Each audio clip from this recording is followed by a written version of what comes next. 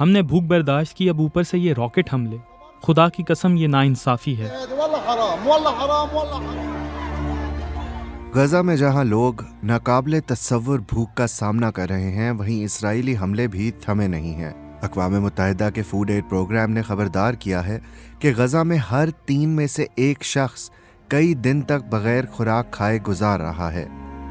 World food programme نے ایک بیان میں کہا کہ غذائی قلت میں اضافہ ہو رہا ہے اور 90,000 خواتین اور بچوں کو فوری علاج کی ضرورت ہے. اسرائیل کے ایک سیکیورٹی اہلکار نے جمعے کو کہا تھا کہ اگلے کچھ دنوں میں غزہ میں ہوائی جہاز سے امداد پھینکنے کی اجازت دی جا سکتی ہے، لیکن امدادی ادارے پہلے ہی کہہ چکے ہیں کہ یہ طریقہ غزہ میں مدد پہنچانے کا ایفیکٹو طریقہ نہیں ہے.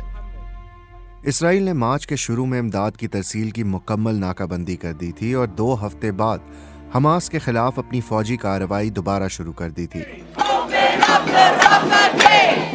غزہ میں بھوک سے مرنے والے فلسطینیوں کے لیے لندن سمیت دنیا بھر میں احتجاج ہو رہے ہیں. دوسری جانب اقوام متحدہ کے سیکرٹری جنرل نے غزہ میں فلسطینیوں کی تکلیف پر عالمی خاموشی کو ناانصافی قرار دیا ہے. غزہ کی زیادہ تر آبادی متعدد بار بے گھر ہو چکی ہے اور ایک اندازے کے مطابق 90% سے زیادہ مکانات جزوی طور پر تباہ یا مکمل منہدم ہو چکے ہیں.